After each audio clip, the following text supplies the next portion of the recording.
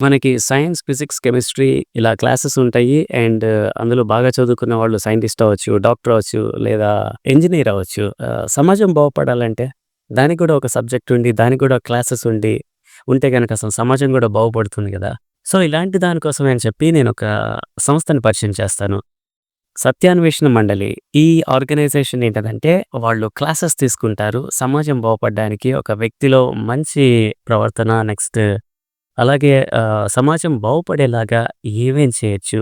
దాని గురించి మొత్తం అంతా ఆ సబ్జెక్ట్ గురించి క్లాసెస్ ఉంటుంది. దీని మీద ఇంట్రెస్ట్ ఉన్నవాళ్ళు నా డిస్క్రిప్షన్‌లో నేను డీటెయిల్స్ ఇచ్చాను. మీరు చూసుకోవచ్చు. అండ్ సత్యాన్వేషణ మండలి ఎట్లాంటిదంటే అంటే నేను కొన్ని క్లాసెస్ కూడా వెళ్ళాను. నైస్ బావుంది నాకైతే నచ్చింది. కాకపోతే నేను కొన్ని క్వెషన్స్ వేయడం అనే దానిలో నాకు చాలా ఇంట్రెస్ట్ ఉంటుంది. సో, నేను వాళ్ళ పత్రిక చూసాను. సో, ఆ పత్రిక గురించి నాకు కొన్ని కొన్ని డౌట్స్ ఉన్నాయి. అది ఫన్నీ డౌట్స్. సో, వాళ్ళేమన్నా క్లియర్ చేస్తారేమో చూద్దాం. నేను ఆ ఫన్నీ డౌట్స్‌ని అడుగుతాను. స్టార్ట్. ఇది వివేకపదం.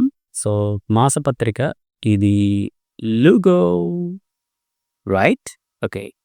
సో, ఇది కాదు నా ప్రశ్న. నా ప్రశ్న అంతా ఈ పాత్ అసలు ఈ పాత్ ఏంటి? ఇది ఒక రోడ్ లేదా రివర్ ఏంటదిది?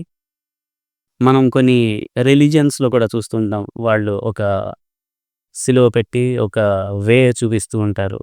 అదొకటి అంటే అన్ని రిలిజియన్స్‌లో మనం ఇలా ఏదో ఒకటి చూస్తూ ఉంటాం. ఒక మార్గాన్ని ఇలా ఇచ్చేసేటట్టు.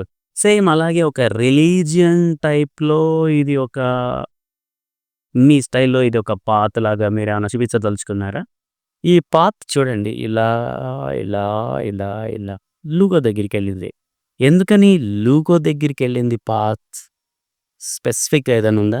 లేదా జస్ట్ ఒక అపియరెన్స్ కోసం ఈ ఈ పాత్ ఏదైతే ఉందో అది ఒక కంప్యూటర్ డిజైనర్‌కి చెప్పారు. ఒక పాత్ కావాలి ఇలా పాయింట్ చేస్తూ ఒక లోగోకి. సో, పాత్ సెలెక్ట్ చేయమంటే ఆయన కొన్ని సెలెక్ట్ చేశారు.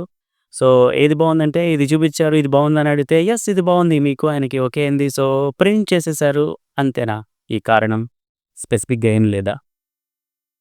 అండ్ ఇదెందుకని కర్వ్‌గా ఉంది. It is curvy. ఎందుకని ఒక రోడ్ జస్ట్ స్ట్రెయిట్‌గా లేదు. ఒకవేళ రోడ్ గాని వాటెవర్ స్ట్రెయిట్‌గా ఎందుకు లేదు? ఎందుకు కర్వీగా ఉంది? అంటే మీ సంస్థకి లేదా ఒక, ఒక పాయింట్‌కి చేరాలంటే చాలా చాలా కర్వ్స్ ఉంటాయని ఇండైరెక్ట్‌గా ఏదన్నా చెప్పడమా దానర్థం? ఇది కాసేపు రోడ్ అనుకుందాం. ఇలా కర్వీగా ఎళ్తూ లేదా రివర్ అనుకుందాం. ఒక పాయింట్ చెప్పేదా? ఈ రోడ్ మీద లేదా ఈ రివర్‌లో ఎవ్వరూ లేరు. ఎవ్వరూ లేరు. ఎంప్టీ. ఎంప్టీగా ఎందుకని పెట్టాల్సొచ్చింది?